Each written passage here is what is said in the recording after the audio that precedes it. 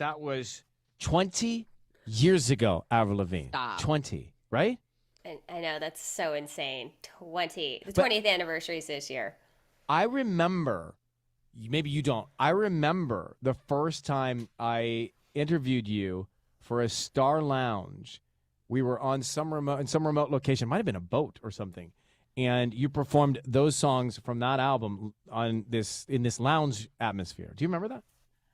I do. And I remember like so many things, like being outside at like Hollywood and Highland performing the second album with you. Ryan, you've been there since day one. No, but it's all of it. But I can't believe you and I can say it's been 20 years because it doesn't feel like it to me. It's wild. It's wild. I'm curious to know, how does, we're going to get to your new music in a second, but I'm just curious to know, how does music and your role in it look differently from your eyes? Like, that was at the beginning. You were just starting. Those were new songs and it was all new to you. How does the world look different now? Well, I mean, like with my first record, I was like, I spent a long time like writing songs, like trying to figure out who I was, what my sound was. I was so young. I wrote the first album when I was 16, and it was like my first time. So it's like I had like a whole year or so to like explore and meet different people and like figure out my sound. And like I knew that I wanted to rock. I knew that I wanted the songs to be guitar driven, and that was the hardest part for me. Was being like, I'm a songwriter, I want to write these songs, because like people would pitch me songs and they were all super poppy and I didn't like them, and it was like a little more bubblegum, and I was like, that's not me. Like, I have a guitar, I want to write, and then just like fighting for that sound that became me, which finally got towards the end.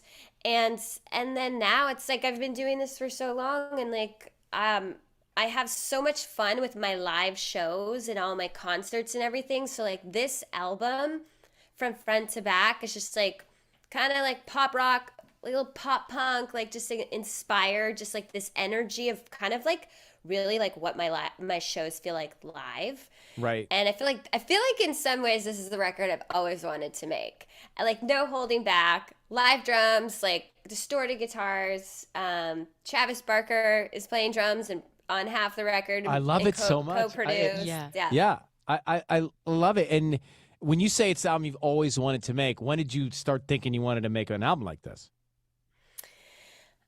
Like, just over the years, you know, it's like sometimes like record companies are like, you want you to go a little more pop, want you to lay back. I think you're the type of person that doesn't say yes.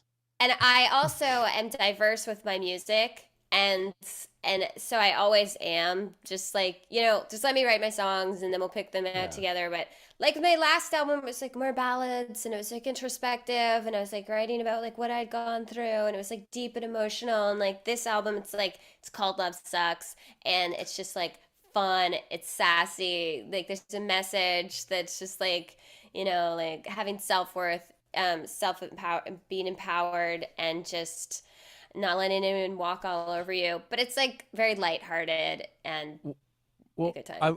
We're gonna take a break, come back. I'm gonna play Love It When You Hate Me, which is a romantic love song for 2022.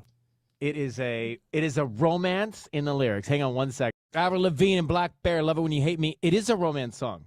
Mm-hmm. Yeah, for sure. Right? I mean, it's like it's about like the passion between two people when they fight, and like how like it, you know, that actually just means that somebody really cares about you a lot. They're showing that, and how sometimes fighting can be hot. No, I think it's like you when you hear that, all of us have been in situations or relationships where like, gosh, when you get angry at me, it's cute. You know, it's I don't want to do it because of whatever it's for, but it looks good on you. You know? There's that, or there's also sometimes when someone's like fighting with you and you just start laughing at them. And you don't even know what you're fighting about. And it turns like, into passion. It's like it's like you care. You care. So is you that love autobiographical? Is that character? How do you look at those lyrics? Yeah, I'd say like we just kind of wrote it about that, and like you know, it wasn't like at the moment, like something I was going through, but like just in general, like I've gone through that experience for sure. And like every relationship comes with like great times, you know, and and if you fight, it's like not the end of the world. But like, I don't know if you saw, but I actually made up a dance to this song. Like I was in the car. Okay. I put it on TikTok. I didn't do it as a TikTok dance. I actually did it like in the Someone studio. pull it up. It's on my TikTok. It's like I was like the highs, the lows, the yes, the no's. You're so hot. You're so hot when you get cold. So don't call me baby. I love it when you hate me. Oh my god, so good. I was she in just the put her car. fingers up. I know. Was I not? Are you gonna? Does it get blurred? No, it won't get blurred probably on video, Okay. but I'm explaining to the audio audience. Oh, I was like, did I just get in trouble again? You're good. Yes. So like a heart is for I love it, and then middle finger Yeah. is for when you hate me. So, and those are my emojis for the song. Yeah. So I was driving in the car one day with Maud, who I also wrote the song with, and I just started, like, we were on a road trip. I think we went out to Big Sur or something. And I was just like, I came up with this like little dance. So I was like, uh-oh, it might be time to do like a choreographed dance in the music video.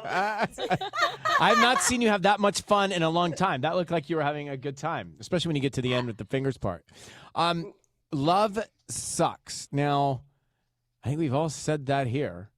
We've all said that here. It's like when you think of, and I don't know the whole reason of why you call the album Love Sucks, but I'd love for you to tell us. I feel like getting into relationships and falling in love is always so dangerous because it's either going to end or it's going to end. Yeah, exactly. Right? It just always hurts, and Somewhere somehow one way or another. Either you break up or somebody dies. You know what I mean? Yeah. So dark. I'm That's ready. true. Or the world just ends. So There's that. Yeah, I mean, Ryan, I'll answer that. When I started this record, I was like, I'm done.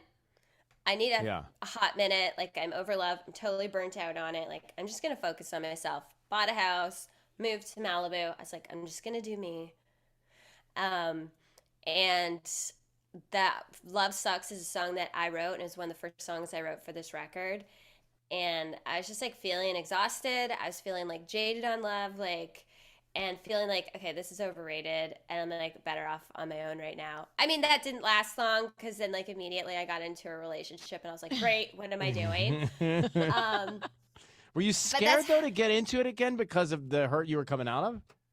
Yeah, I was terrified, which is why I then wrote a song called Dare to Love Me, which is the only like piano song on the record, like mellow ballad song.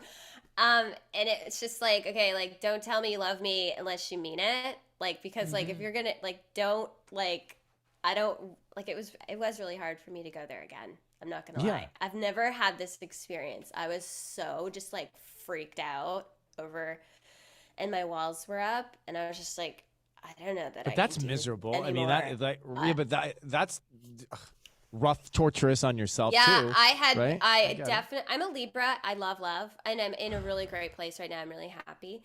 But like, I needed a minute. Like, I was like, okay, I like really went through some crazy stuff, and like, and then it was hard for me to open back up, but like, I couldn't help it, and it was like literally, I'm talking like 2 days later. Yeah. Wow. I mean, like, and it happened when I was making this record. Oops. So, like, whatever. It's so funny. I was having fun. We were like creating, and just like I sat down in the studio, and I was like, this is where I'm at. I was talking to John Feldman and Maud, and we were writing songs, and I was like, I showed them Love Sucks, and we finished writing this song together, and that was set the tone for the record. And I was like explaining where I was at, and then during the process, like, actually fell in love. So then there's like the story of that. I have a song called Kiss Me Like the World Is Ending. It's the most confusing love album we've ever heard. I love it. Right? It's the journey. It's the ups it's and the downs. journey of it, right? It's the hots and the colds. Well, It's the yeses and the no's. I love that you're working with Travis's label and those guys there. It's got a really great sound. So congratulations. New song, Love It When You Hate Me, featuring Blackberry out now. Pre-sale. Avril's new album, Love Sucks with an X, out February 25th. Great to see you again. Take care, and I hope to chat soon. Love to see you. Take care. Bye. Bye. Back at you. Bye.